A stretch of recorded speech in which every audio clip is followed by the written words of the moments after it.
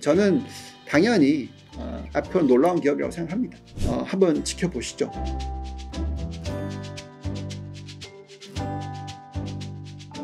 이 AI 소프트웨어 혹은 AI 활용된 서비스나 어플 등을 자극할 내용으로 지금 시장이 가장 주목하고 있는 게 결국은 애플의 온디바이스 AI란 말이죠. 애플 9월에 이제 계절성 때문에 애플도 9월달 주가는 별로 좋지 못했다. 사실 지금 본부장님은 계속 이제 큰 패러다임과 그림을 그려주고 계시는데 제가 너무 옆에서 질문을 그래서 내일 어떻게 해요? 이번 달 어떻게 해요? 이렇게 해서 조금 민망하기는 합니다. 근데 사실 투자자는 이게 궁금하긴 하니까요. 애플의 이번에 이벤트에 대해서 어떻게 판단을 하고 계시는지 평가 또 관전 포인트 좀 잡아주세요. 네, 저희가 지금 애플을 보고 있으면 이제 고민을 참 많이 했어요. 작년만 하더라도 저희가 애플에 대해서 별로 좋게 생각을 안 했었거든요. 작년만 하더라도. 근데 이제 올해를 조금 기대를 높이고 있긴 했었어요. 왜냐하면 올해 초에 비전 프로가 나왔었고, 그 비전 프로가 뭔가 해줄까? 뭐 이런 기대 좀 하긴 했었습니다만, 근데 실패로 끝났고, 뭐 실패는 아니고요. 어쨌든 뭐 얘기 들어보니까 비전 프로보다도 메타 쪽을 더 좋아하는 분들이 더 많더라고요. 이게 불편하다고. 그래서 정답은 아닌 것 같고요.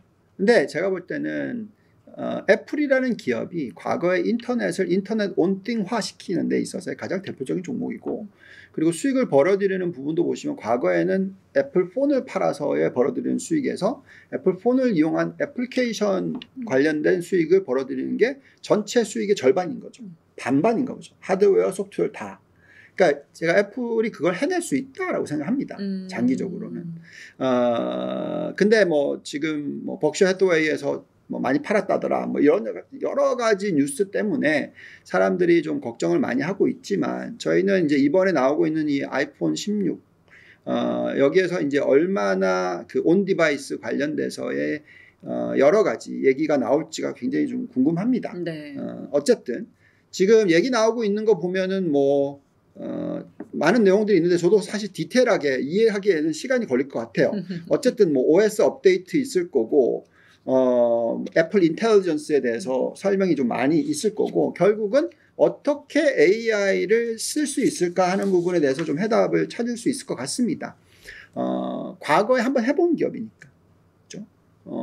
아까도 말씀드렸습니다만 매출의 절반을 이쪽에서 내봤으니까, 인터넷에서 AI 관련돼서 소프트웨어 쪽으로 어떻게 연결시킬 건가. 왜냐하면 아이폰 16이 팔릴 거는 당연하죠. 왜냐하면 팔려야지만 이게 디바이스를 까는 거니까, 이게 하드웨어를 까는 거고, 요걸 이용해서 AI를 써야 되는 거니까 뭐가 들어갈 건지, 또 앞으로 미래에 어떤 것들이 들어올 건지에 대한 어떤 비전을 보여주는 거죠. 그래서 굉장히 중요한 어떤 시기이다라고 생각을 하고 있고요. 저희는 이제 여기서 과거에 보시면 서비스 중에서 가장 매출을 제대로 벌어들이는 쪽이 광고 쪽인 거거든요. 다른 어떤 빅테크들을 보시더라도 뭐 아마존이든 구글이든 뭐 애플이든 페이스북, 옛날에 페이스북 지금 메타든 다 보시면 상당히 광고 수익이 커요. 그죠? 요거 관련된 부분들이 또 있을 겁니다. 그래서 제가 볼 때는 애플에서 그거를 어떻게 보여줄지는 모르겠으나, 또 다른 기업들도 이 광고를 AI를 이용해서 어떻게 더 혁신적으로 할 수 있느냐 하는 부분들도 상당히 또 의미가 있을 것 같아요. 그래서 어쨌든 9월 9일이 중요한 날이죠. 그렇게 실망을 안 시켰으면 좋겠는데 한번 지켜보시죠. 저는 당연히 애플은 놀라운 기업이라고 생각합니다.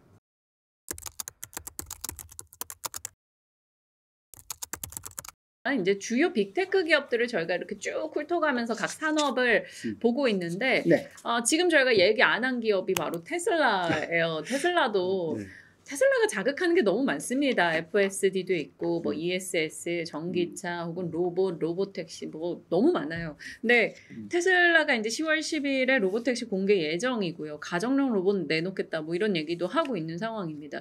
이제 테슬라와 관련한 아이디어는 어떻게 가져가십니까? 전기차도 마찬가지로 또 하나의 디바이스죠. 그러니까 AI를 이용할 수 있는 디바이스, 이런 개념으로 이제 받아들이셔야 되겠고요.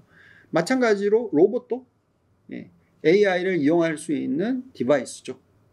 그렇게 받아들이셔야 됩니다. 제가 볼 때는 그 테슬라 자동차도 팔릴 거고 로봇도 팔릴 것 같아요. 근데 이제 거기에 가장 중요한 핵심은 AI를 얼마나 잘 실현하느냐는 거죠.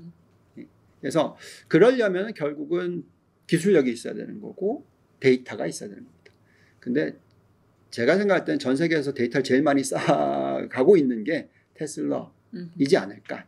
예, 그렇게 생각을 하는 거고요. 그렇다면 뭐 전기차라든지 로봇 산업에 어느 정도 투자를 해야 되느냐 하는 질문에 있어서는 저희는 뭐 최소 한 8% 정도는 투자해야 된다. 전체 포트폴리오에 이렇게 얘기를 하고 있고요. 이걸 뭐 신재생 에너지와 연결시켜서 뭐 본다면, 왜냐하면 테슬라가 그 재생에너지 쪽도 하죠. 뭐 재생에너지 쪽을 한다라는 게 뭐 태양광뿐만이 아니라 ESS 쪽을 타잖아요. 예, 그래서 그런 전력 부분에 있어서도 하고 있기 때문에 그걸 다 더하면 15%. 그래서 굉장히 큰 비중입니다. 여기에 이제 로봇에 대해서는 아직까지 제가 뭔가 수익을 창출해낼 수 있을까 하는 부분에 좀 의구심이 있어서 아직까지는 투자를 하자라는 얘기는 하진 않고 있고요. 그렇지만 뭐 장기적으로 정말 그게 매출과 연결이 된다. 그러면 이제 해야 되겠고, 뭐 로봇자가 들어가지만 로봇 택시가 나오면 그것도 뭐 하나의 어떤 의미가 있겠죠. 네. 네, 그래서 여러 가지 부분을 놓고 봤었을 때 제가 볼 때 전체적으로 이런 관련된 쪽에 15% 정도는 포트폴리오상 좀 들고 가는 게 적절하다. 예, 그리고 물론 왔다 갔다 할 겁니다. 그렇지만 이쪽만큼은 성장에 대해서는 전혀 뭐 저는 의구심이 없고요. 이 AI 시대에 대한 의구심도 저는 없다 보니까 5년 뒤가 되면 네, 제가 볼 때는 네, 저도 그렇고 형님도 그렇고 AI를 뭔가 어떻게 쓰고 있을 겁니다. 네. 그니까요. 지금은 사실 이제 챗GPT 외에는 개인들이 쓸 수 있는 좀 대중화 AI 이런 게 아직은 부족하지만 분명히 빠른 속도로 조만간 엣지 디바이스에 탑재된 AI를 저희가 뭔가를 하고 있지 않을까라는 생각도 듭니다. 뭐 네. 그 성장성에 베팅을 해서 관련한 산업에 대한 포트폴리오를 어떻게 재편하면 좋겠다라는 아이디어를 지금 저희가 받고 있습니다.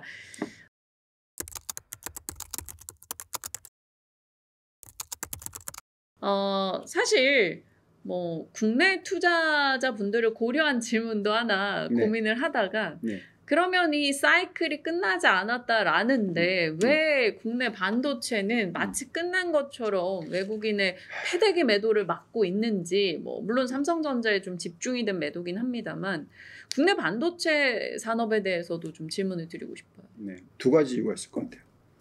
하나는 M사에서 나온 리포트 때문에 네. 네, 그거는 이제 과거에도 우리가 경험했잖아요. Winter is coming. 네, 그때도 참 어려운 힘든 기간을 1년은 아니었던 것 같고 아무튼 제법 긴 기간 동안에 한마디로 얻어맞았죠. 네. 네.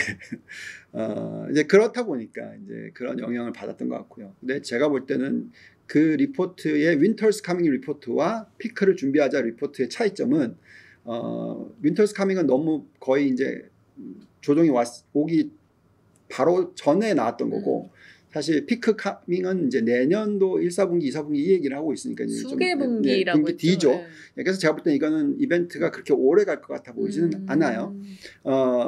그렇지만 이제 그게 하나의 이슈가 있고요. 그다음에 두 번째 이슈는 우리가 이제 AI 시장에 있어서 가장 중요한 게 이 HBM인데 왜 삼성전자가 HBM을 아직까지도 엔비디아에 공급을 못했느냐라는 거에 대한 부분. 이제 한다고는 하지만 네. 문제는 못했었다라는 게 문제죠. SK 하이닉스는 벌써 1년 반째 하고 있는데 뭐 아니면 거의 2년 가까이 하고 있는데 왜 이제야 여기에 대한 어떤 의구심이 생긴 겁니다. 그래서 그게 참 안타깝긴 해요. 그렇지만 저는 뭐 그렇다고 해서 뭐 다른 대체안이 있냐? 뭐 누가 만들 거냐? 그죠? 예, 뭐 어디 있어요? 뭐 마이크론이 할 건가요? 뭐 하기는 하겠죠. 그렇지만 쫓아오는 속도가 뭐 그렇게 빠를까요? 예, 그래서 제가 볼 땐 참 다행이다. 예, 그 시장 점유율을 이 반도체 쪽을 SK 하이닉스와 삼성전자가 꽉 잡고 있기 때문에 그나마 다행이다. 예, 그렇게 생각합니다. 네. 그리고 사이클은 아직 안 끝났기 때문에 여전히 이 AI 하드웨어 서버를 계속 공급을 해야 되고 늘려 나가야 되면 이렇게 보시면 돼요. 지금 데이터 센터가 전 세계 데이터 센터 중에 미국의 데이터 센터가 전체 시장의 몇 프로나 되겠까요? 넉넉 잡아 70%? 맞아요. 오. 그러니까 네, 거기가 지금 아직도 성장하고 있는데 다른 나라들도 해야죠. 그러니까 자꾸 젠슨 황이 소번 얘기를 하죠. 소번 AI를 얘기를 하죠. 그래서 제가 볼 때 전 세계 데이터 센터는 많이 생길 겁니다. 그래서 필요하고요. 사실 가장 많이 쫓아오는 데가 중국이고요. 그러니까 미국에 투자하는 거에 한 3분의 1? 근데 그것도 너무 빠르다고 미국에서 느껴서 그런지 모르겠으나 계속 누르다 보니까 이제 속도가 쫓아오는 게 점점 더 느려지고 있고요. 그 또 요번에도 나왔잖아요. 이제 뭐 수출하지 말라고. 아마 삼성전자, SK 하이닉스의 주가 빠진 거 이유 중에 하나가 HBM을 중국에다 수출 못하게끔 하는 어떤 조치가 이루어질 수 있을 가능성이 나오고 있기 때문에 또 그런 것 같아요. 그래서 참 이게 어떻게 보면은 이제 국가 간의 싸움도 될 수. 왜냐하면 이게 앞으로의 먹거리거든요. 다 아는 거죠. 네. AI를 쫓아갔느냐 못 쫓아갔느냐, AI의 1등 국가이냐 아니냐에 따라서 그 나라의 장기적인 미래가 정해집니다. 제가 이 강연을 거의 한 6개월 전에 AI 컨퍼런스에서 했었는데 한국이 지금 쫓아가는 속도가 늦어요. 너무 느리다고 저는 느껴져요. 그래서 더 빨리 더 해야 된다. 그런 부분에서 좀 설명을 드리겠고, 그래도 어쨌든 더 빨리는 제가 바라는 마음이고요. 전 세계적으로 보면 미국 다음으로 쫓아가는 국가 중에서 그나마 중국과 우리나라, 대만 뭐 쫓아가고 있으니까 그래도 괜찮지 않을까는 생각을 합니다. 이렇게 주요 산업, 뭐 패러다임 우리가 알아둬야 될 좀 본질 등을 들여다보고 있습니다.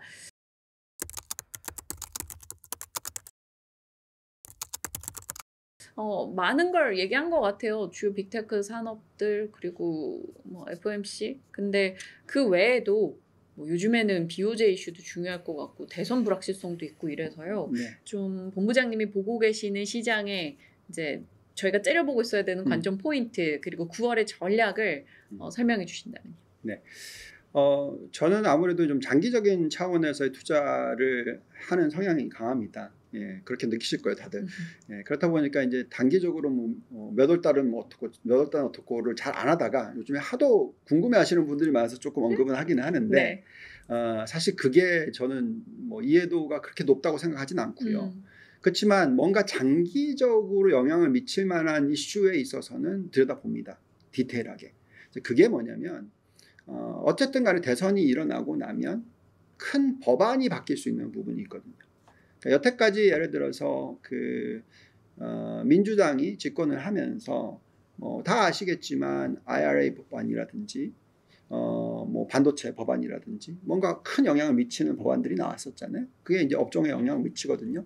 근데 이제 해리스가 만약에 당선이 된다면 그건 모르는 얘기지만 법인세를 어쨌든 올리겠다 얘기를 하고 있잖아요. 28%까지 올린다. 지금 21%입니다. 그거는 단기적으로는 영향이 없겠지만 장기적으로는 당연히 영향이 있어요. 아주 큰 폭으로 영향을 줍니다. 그러니까 어느 정도 영향을 주는지를 저희가 계산을 해보면 S&P 500의 자기자본 이익률을 약 2.3%포인트 깎아먹고요. 그 다음에 나스닥의 ROE 자기자본 이익률을 약 2.7% 정도 깎아먹습니다.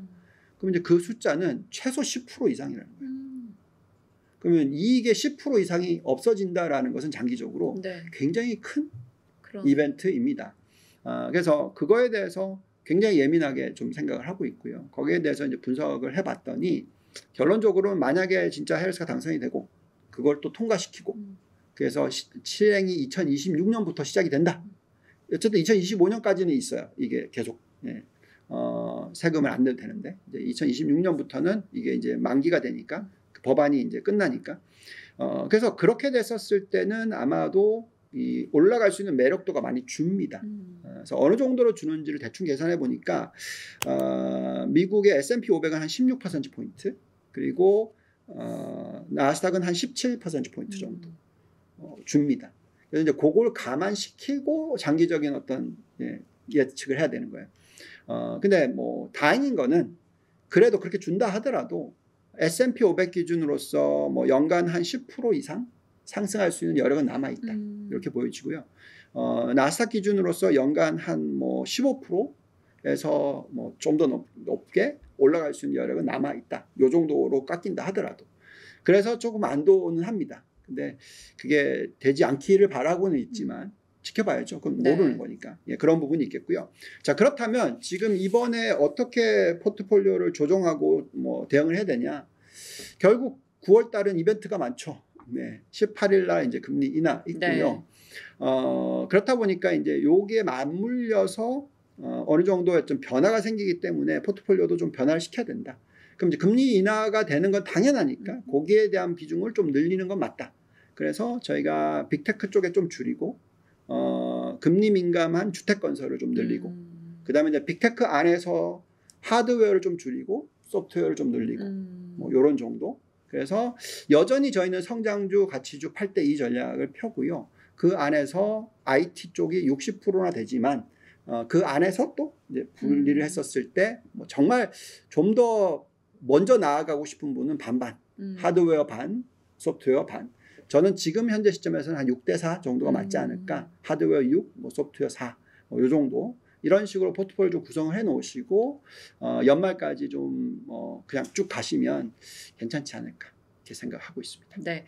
성장주, 가치주, 그리고 성장주 내에서도 소프트웨어, 하드웨어 등등의 이제 투트랙 전략을 본인의 투자 성향에 맞춰서 좀 적정하게 잘 조정해 보시면 될 것 같습니다. 전반적인 큰 그림과 시장의 본질에 대한 이야기 다뤄주셨네요. 오늘 유한타증권의 유동원 본부장님과 함께했습니다. 고맙습니다. 감사합니다.